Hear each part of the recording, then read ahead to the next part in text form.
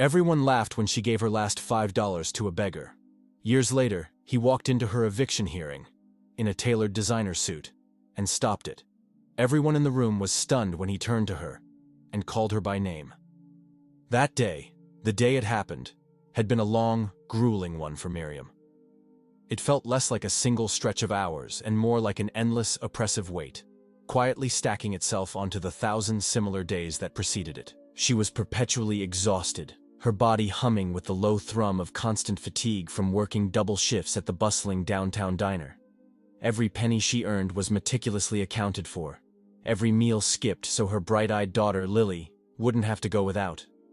Overdue bills were a constant, nagging presence, usually brushed off with a shaky, forced smile and a silent prayer for a miracle. And it was all of this, the relentless grind, the quiet desperation, that made what she did next seem so unfathomable to anyone else.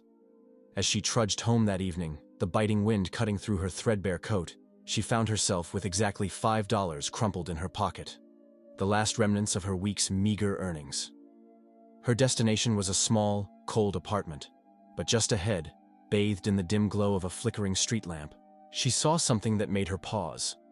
A sight that resonated deep within her own bone-weary soul. An old man, his frame thin and hunched, slumped against the grimy steps outside a corner convenience store.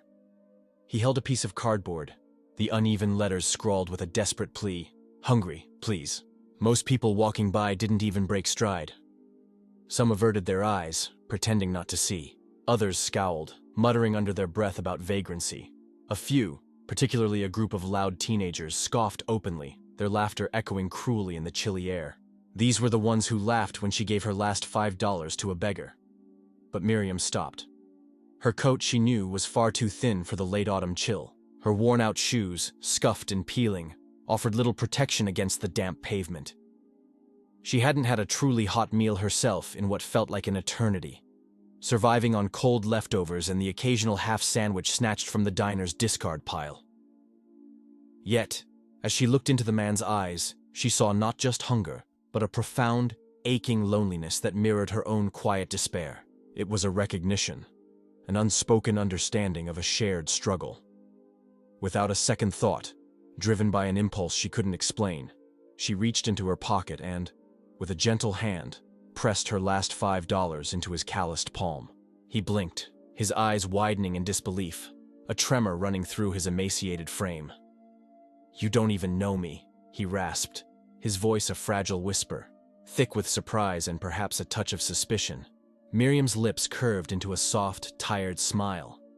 "That's the point," she replied, her voice gentle but firm. There was no judgment in her gaze, only a quiet empathy. She didn't wait for his thanks, didn't linger for conversation. The moment felt too fragile, too personal. She simply turned and continued her walk home, the cold biting at her cheeks, a silent prayer forming on her lips, a desperate plea that somehow, in some way, she and Lily would manage to make it through tomorrow. Years bled into one another, marked not by grand events, but by the relentless grind of survival. Miriam's life, far from easing, seemed to tighten its grip with each passing season. Her landlord, an unyielding man named Mr. Henderson, seemed to delight in raising the rent with every lease renewal, pushing Miriam closer to the precipice of financial ruin. Her boss at the diner, citing slow business, cruelly cut her already meager hours, forcing her to scramble even harder. She took on every side gig she could find, mending torn clothes for neighbors, cleaning dusty homes on weekends, tutoring struggling students in the evenings. Anything, absolutely anything, to keep the lights on and, most importantly, to keep Lily enrolled in her small, beloved neighborhood school. But no matter how fiercely she fought, how tirelessly she worked, life seemed determined to push her closer and closer to the edge, a relentless current dragging her towards an unseen fall. Then the dreaded envelope arrived. The official, unforgiving notice. 3 missed rent payments. A final warning, stark and absolute. The world seemed to tilt beneath Miriam's feet. She spent the entire night huddled in the small, rickety bed, holding her sleeping daughter close, her own sobs muffled by Lily's soft curls. Despair was a cold, tangible presence in the room. She agonized over who to ask for help, but who was left? Her few friends were struggling themselves, and her distant relatives had long since lost touch, weary of her constant need. The day of the eviction hearing dawned gray and bleak, mirroring the turmoil in Miriam's soul. She dressed in her only presentable garment, a simple, dark blazer with a subtly fraying collar she tried to hide. Her hands trembled uncontrollably as she clutched her meager stack of paperwork, crumpled paycheck stubs that didn't add up, earnest letters from Lily's school praising her daughter's attendance, and a desperate, handwritten budget that, no matter how she tried to stretch it, simply didn't reach far enough. She slipped quietly into the back of the sterile, intimidating courtroom. A lone, vulnerable figure amidst strangers who wore expensive, polished shoes and didn't look like they'd missed breakfast. Finally, her name was called, echoing with a flat formality through the quiet room. "Miriam Daniels?" She stood slowly, her legs feeling like lead, the blood draining from her face. The judge, a stern-faced woman with tired eyes, didn't meet her gaze, already flipping through the file. The landlord's lawyer, a slick man with an air of practiced indifference, barely spared her a glance, his attention fixed on his own notes. Miriam's stomach churned, a knot of dread tightening in her chest. This was it. The end. Just as the judge cleared her throat, signaling the imminent proceedings, the heavy oak door at the back of the courtroom swung open with a soft, almost imperceptible click. Every head in the room, including the judge's, turned in unison as a tall man entered. He was impeccably dressed, radiating an undeniable aura of power and wealth. His dark suit, clearly a designer piece, was tailored to perfection. His polished shoes clicked with confident authority against the tiled floor as he strode purposefully forward. He whispered something to the court officer, who, surprisingly, nodded deferentially and gestured him toward the front of the room, near the judge's bench. This was it. He walked into her eviction hearing, in a tailored designer suit, and stopped it. A wave of curious, confused murmurs rippled through the gallery. Who was this man? Why was he here? And then he spoke, his voice clear and resonant, cutting through the hushed courtroom. "Your Honor, I'd like to intervene on Ms. Daniels' behalf." The judge, her usual stern demeanor momentarily softened by surprise, raised an eyebrow. "And you are?" she inquired, a hint of professional curiosity in her tone. "Elliot King," he stated calmly, his gaze steady and unwavering. "CEO of King Holdings." The name hung in the air, instantly recognized by many. A collective gasp, then a wave of hushed murmurs swept through the courtroom.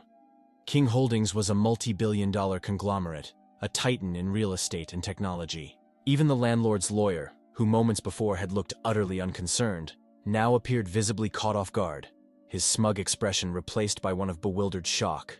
Miriam, however, just blinked, her mind a blank. She had never heard that name in her life. Elliot King? It meant nothing to her. She watched him, utterly bewildered, wondering if he was in the wrong courtroom. But then he turned and looked right at her. Everyone in the room was stunned when he turned to her and called her by name. "Hi, Miriam," he said gently, his voice steady and unexpectedly warm, carrying clearly through the silence. "You may not remember me, but I remember you."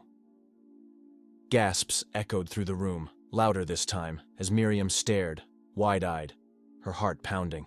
He smiled. "Years ago," he began, his voice taking on a narrative quality, addressing the judge but clearly speaking to the entire room.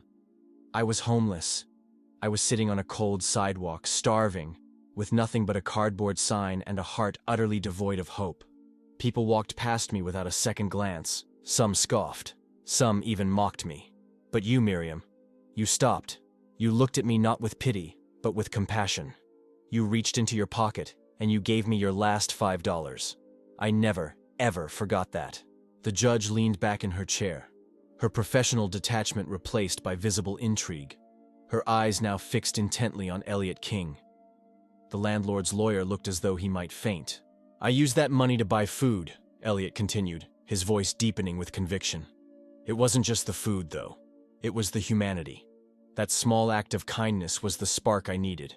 Later that night, I found my way to a shelter. From there, things slowly, agonizingly began to change. I got help. I got a job. Any job I could find. Eventually, through sheer persistence and a bit of luck, I earned a scholarship. I built my company, King Holdings, from absolutely nothing. And every single step of the way, every single decision, I carried that moment with me. That selfless act of kindness from a stranger who, by all accounts, had nothing left to give. He paused, his voice thickening with raw, genuine emotion, a tremor that underscored the depth of his gratitude. "She saved my life, Your Honor," he declared, his gaze sweeping across the stunned faces in the courtroom. "And now, I am here to return the favor." The courtroom was utterly silent, every person captivated, holding their breath. "I will cover all of Ms. Daniels' back rent," Elliot announced, his voice firm and unwavering. "Effective immediately. Furthermore, I have, as of this morning, completed the acquisition of this entire building from the current landlord." He gestured subtly toward the pale, gaping man. "Ms. Daniels' lease is secure, her home is safe." The landlord's mouth fell open, a silent gasp escaping him. He looked like a fish out of water. The judge, clearly moved by the extraordinary turn of events, adjusted her glasses, a small, knowing smile touching her lips.